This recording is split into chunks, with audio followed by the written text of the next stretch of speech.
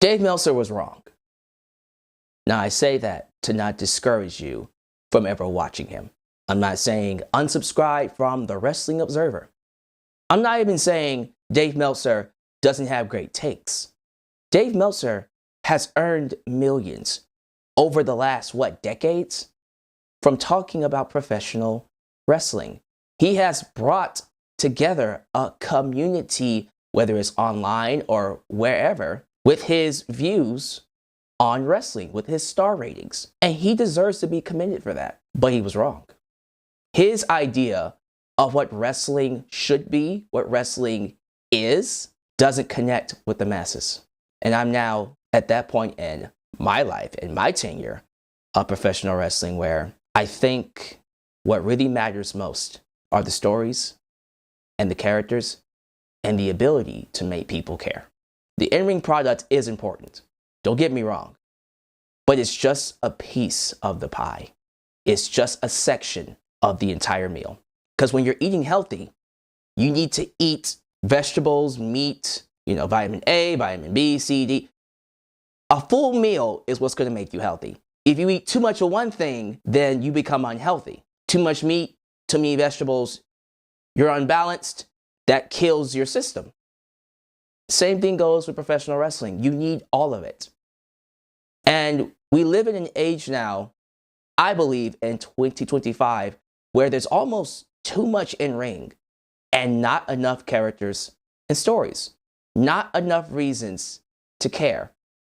I think WWE is doing it better than everybody else, but I even think Triple H has that same problem too. I still believe there's almost too much focus on the in-ring product and not enough focus on making people care about the wrestlers. And that stems from Dave Meltzer. His star rating system, although respected, is outdated. It's outdated. And to this day, Dave Meltzer has yet to update it. I don't think he ever will. He should. But there are a lot of matches that I believe Dave Meltzer should go back, rewatch, and go, okay, they're not that bad. Vice versa. There are some matches he gave all these stars to, he should go back and watch and go, all right, maybe I allowed my fandom to get the best of me, which happens to the best of us. And looking back on it now, this is what I think it is. I believe that type of transparency would go a long way for Dave Meltzer. Do I expect him to do that? Absolutely not. Dave Meltzer's old school. He said what he said, and that's it. And that can be respected, but I personally don't respect that. I respect those who, okay, I said this at one time, this is what I feel now. And during this time where we are with professional wrestling, we need more people like that. We need people to go, the business is changing. And so I am going to change with the business. The fans back then are not the fans nowadays. What connects with the audience then will not connect with the audience now. Dave Meltzer was popular during a time where there wasn't enough focus on professional wrestling. There was too much focus on story and character, especially in WWE when the characters and stories weren't even all that great.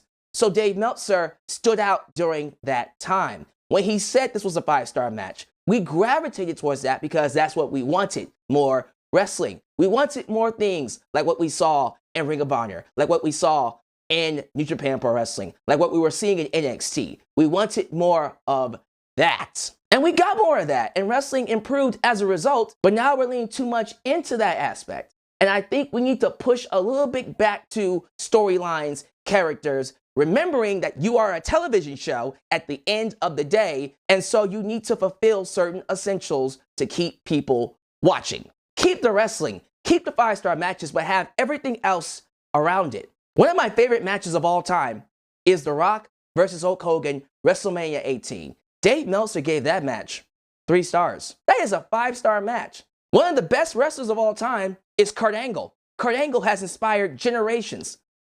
Not one 5-star match from Dave Meltzer. How do you not have one 5-star match for Kurt Angle? Not even one? What about the Royal Rumble 2003 with you-know-who? What about Shawn Michaels versus Kurt Angle from WrestleMania 21? That's a 5-star match. Now, I'm not saying Dave Meltzer is absolutely wrong. I think Kenny Omega versus Kazuchika Okada, all 4 of their matches were absolute classics. He was absolutely right when it comes to that. But clearly, Dave Meltzer has a bias. And that's fine. Everybody has a bias, and that's okay. I have bias too. I think the problem is Dave doesn't acknowledge his bias. He believes his takes are the only way for things to be done. And I think that's why people, day by day, are no longer listening to him. They are gravitating more towards the Jim Cornettes, towards the Stevie Richards, towards the Dutch Mantels, towards the Triple H's. These old school mindsets that say, make people spend money to see you win or to see you lose. Bryan Danielson and Will Ospreay are some of the greatest wrestlers of all time. Ric Flair, Bret Hart, Kurt Angle, all of these men play an essential role in what makes wrestling wrestling. I can keep going. Eddie Guerrero. We all need those people. We need a Kenny Omega to keep reminding us that there are levels to all of this. But at the end of the day, they are only as big, they are only as good as their booking. You have to make people care. You had to create stories. You had to create characters. And I'm not saying everybody has to be a Rock or a Stone Cold Steve Austin or an Undertaker or a Hulk Hogan. Those four are anomalies. Those are megastars, likes of which we will probably never see again. But they understood what people wanted to see. Hulk Hogan in his prime could wrestle. He could do that New Japan Pro Wrestling style.